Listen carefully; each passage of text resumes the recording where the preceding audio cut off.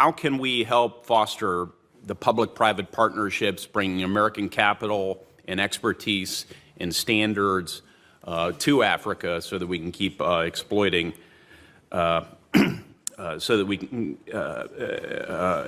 So, Senator Todd Young want to exploit Africa. So, before I saw the video, I saw the clip and TikTok, some say, you know what? Before me become judgmental and rush to judgment, let me hear what he was saying in its entirety, and then we can see if he actually meant what he said. So, here's a clip of our extended version of it. We'll take a listen to it, and then we're going to come back and discuss it. Boom. Well, we have a role to play there, as do, of course, all our diplomats. So we'll continue to focus on this important area. With respect to technology, most especially our movement towards green energy, we need critical minerals. I'm glad it's something you brought up in your opening comments. If we can't get them through our deep sea beds by ratifying the laws, the Sea Treaty, which looks to be a challenge based on current circumstances, then we should look to Africa, which is where the preponderance of these minerals are. How can we help foster the public-private partnerships, bringing American capital and expertise and standards to Africa so that we can keep exploiting, so that we can exploring where we can get these minerals? So if you look at like a balance sheet of the top 40 trace elements and minerals that are necessary for batteries or for semiconductors, the vast lion's share of those supplies are now controlled by China. So there you have it. He actually meant what he said when he said that they're going to exploit Africa. Why? Because they were talking about resources, and they don't have the resources they need. For instance, for lithium for their batteries, uranium for their nuclear arsenal, and to expand. They don't have cobalt, which is what you need, and they don't have all the resources that is on the African continent. They don't have it. And China was more diplomatic in their acquiring these minerals from Africa by signing deals, aiding African countries in certain things.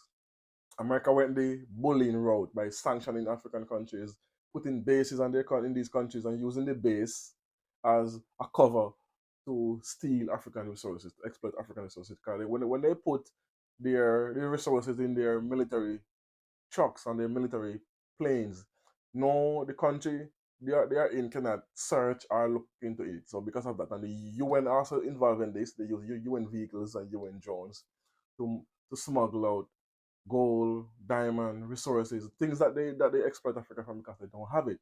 So this shows the entire mindset of most Western world and European countries. Once they're flying over all over Africa, giving aid money, and people say, "Oh, do they give billions in aid to African countries over the years?" But yet, in 1 year, they are stealing more in billions of dollars in uranium annually. For instance, just one country I'm mentioning, France. France was taking half $500 billion annually in uranium from Niger. Then you have Botswana with the diamond mine where De Beer was making $23 billion in profit annually.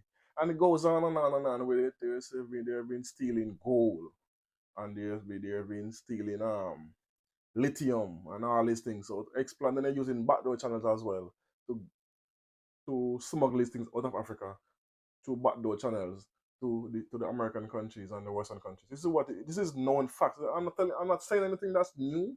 This is documented proof of these things. Remember early in the year when the UN drone crashed in DRC, and they found the drone, the local militias found the drone. Remember what was in the drone?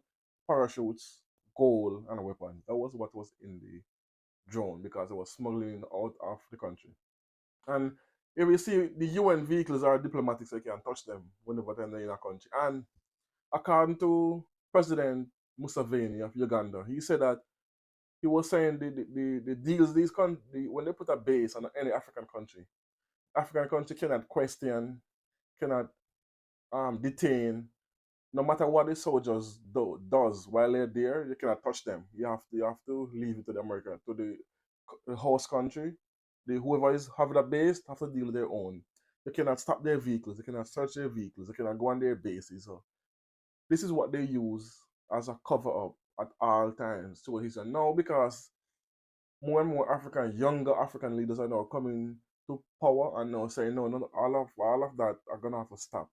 Start on Burkina Faso, Niger, Mali, even Senegal, even though he's not so fully 100% on board, but Senegal, Zimbabwe, President Mnangagwa, Nana Akufo is a puppet, so he's one of those that still are giving them access to his country and to use his country as a launching pad for their drones to spy on other countries. Um, Rwanda, they don't play the Rwanda, which is President Kagame. He's they're afraid that they fear him too. Who else am I missing? The president of Zambia, I forget his name, and the president of the Ivory Coast. No, not Ivory Coast. He's a puppet as well. Um, Guinea president is. I'm still keeping an eye on him because he just arrested his wife and gave her 5 years in prison for spying on his country and smuggling money, smuggling resources through the embassy. So again, they're using the military base vehicles, UN vehicles, the embassy, they're using the embassies as road, their diplomatic vehicles. So there's multiple ways that they're exploiting Africa, and this prove it that they know what they're doing and they have no intention of stopping anytime soon because that's how these people pump money in their economies because they don't have the means to keep the country running without African continent. And this is why they are fighting tooth and nail to keep Africa from, like for instance, Burkina Faso. He has done, President Traore has done in 2 years what that money presidents in Africa haven't done in 30 years, except President Gaddafi, who they assassinated.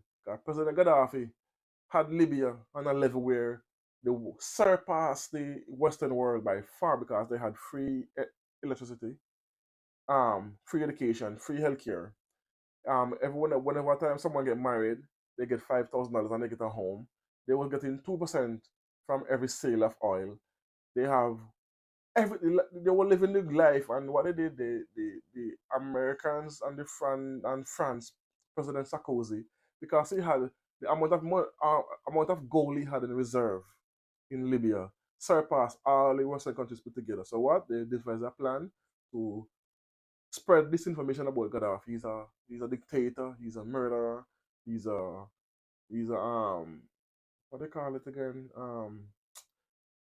He's a colonist. Not colonist. What's the word I'm looking for? Anyway, you know what I'm talking about. So anyway, they because they didn't want what happened in Libya to be replicated in Africa. They make sure that they sow the seeds from over years. Now they take like 1 2 years take time, and they succeeded by convincing the people. Now Libya is in turmoil, and now the people are saying they're sorry of what they did to Gaddafi. But it's too late because you listen to the propaganda from the international world, and then you depose someone who was for his people. And this is what they're trying to do with Abraham Traore because he's been attacked. They have tried and failed up to 12 times in assassination attempt on Burkina Faso and young Abraham Traore already since he take power. To show you how they want to keep Africa not realizing their full potential. And Africa has the potential to outgrow and out earn every other nation on this planet, every other continent. So anyway, let me know what you think about this in the comment section. Do you agree, disagree? You don't know how that works. No, my name is Stefan. Sorry for not telling you earlier. And also, tell a friend, like, comment, share, subscribe. Boom.